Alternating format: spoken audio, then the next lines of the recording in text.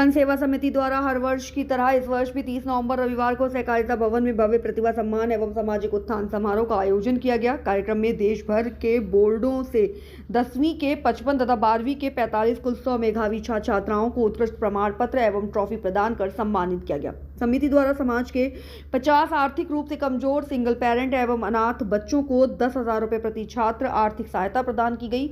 विभिन्न जिलों से आए समाज के बच्चे बच्चियों ने बहुजन महापुरुषों की विचारधारा पर आधारित सांस्कृतिक लोकगीत, नाटक एवं प्रस्तुतियां दी। मुख्य वक्ताओं में डॉक्टर रागिनी सोनकर, पूर्व AIIMS एम्स डॉक्टर एवं विधायक मछली शहर ने कहा कि शिक्षा शेरनी का दूध है, जो पिएगा वही दहाड़ेगा। शैलेंद्र सोनकर, उपायुक्त दिव्यांगजन उत्तर प्रदेश के ने मेधावी को संबोधित करते हुए कहा कि आज का सम्मान केवल पुरस्कार नहीं बल्कि आपके उज्जवल भविष्य की पहली सीढ़ी है। डॉक्टर RK सोनकर, प्रमुख वैज्ञानिक कार्यक्रम अध्यक्ष, ने कहा कि आधुनिक शिक्षा की समाज को सही दिशा दे सकती है, साथ ही देश को एक अच्छा नागरिक बनाने में सहयोगी होगी। अध्यक्ष कंस सेवा समिति राकेश कुमार सोनकर ने कहा कि हमारी आज की उपलब्धियां हमारे महापुरुषों, विशेषकर बाबा साहब डॉक्टर भीमराव अंबेडकर के संघर्षों का प्रतिफल है। हम उनके ऋणी हैं। सम्मानित किया गया, क्या कुछ कहेंगे इस कार्यक्रम को लेकर?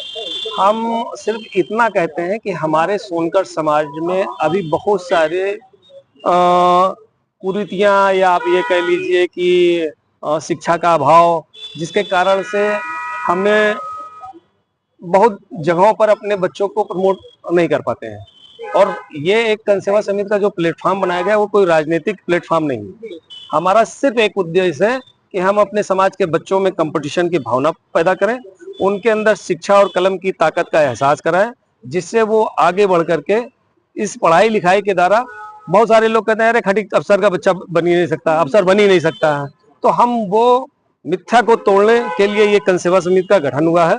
और हम उन मेधावी छात्रों की जिनके पास पैसे का अभाव है, जिनके माँ बाप वाकई नहीं पढ़ा पाते हैं, ये कंस सेवा समिति उनके लिए एक ऐसा प्लेटफॉर्म बनाने के लिए तैयार है कि जब कोई बच्चा जितना भी पढ़ना चाहे, उससे ये नहीं पूछना है कि आप क्या पढ़ना चाहते हो, क्या बनना चाहते हो। हम सभी लोगों का ये कर्तव्य बनता है कि हम उसको पढ़ाने के लिए जितना हो सके समाज के द्वारा मदद लेकर के उन्हें पढ़ाने का काम करें। आगे की क्या भूमिका रहेगी आपको?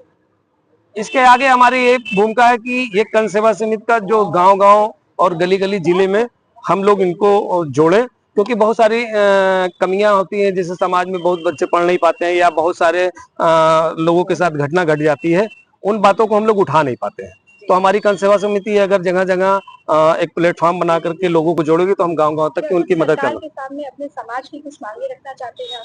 सरकार के सामने कई बार कहा गया कि इस लखनऊ के अंदर हमारे वहाँ बहुत सारे गरीब बच्चियां हैं जो साग सब्जी बेचने का काम करती हैं, जिनका मुख्य पेशा ही साग सब्जी का है, लेकिन वो लोग क्या है कि उनके लिए शादी विवाह के लिए हमारे पास जगह नहीं है, हमारे बच्चों को पढ़ने के लिए कोई पुस्तकालय नहीं है। कई बार हम लोगों ने मांग की, लेकिन वो शायद हमारे समाज के लोग लामबंद नहीं है, इस कारण से हमारी मांगों को माना नहीं जाता है। और भविष्य में हम लोग कोशिश करेंगे कि हम लोग लामबंद होकर के अपने बातों को सरकार के सामने रखें, उन्हें अपनी परेशानियों को बताएं, अपने समाज की दुर्दशा को बताएं, जिससे हमें लाभ मिल सके और हम समाज को मुख्य धारा मिले। आज इस कार्यक्रम में आज मुख्य अतिथि के रूप में दिव्यांगजन उपायुक्त उत्तर प्रदेश वो उपस्थित थे, और प्रमुख वैज्ञानिक RK सोनकर साहब, जो कि हमारी कार्यक्रम की अध्यक्षता कर रहे हैं, और शालिनी सोनकर एक समाज सेवी विधायक बाद में है, लेकिन उन्होंने समाज के नाते हमारे इस कार्यक्रम में आने का कबूल किया, और हम उनके आभारी हैं कि उन्होंने अपना कीमती समय हमारे समाज को दिया।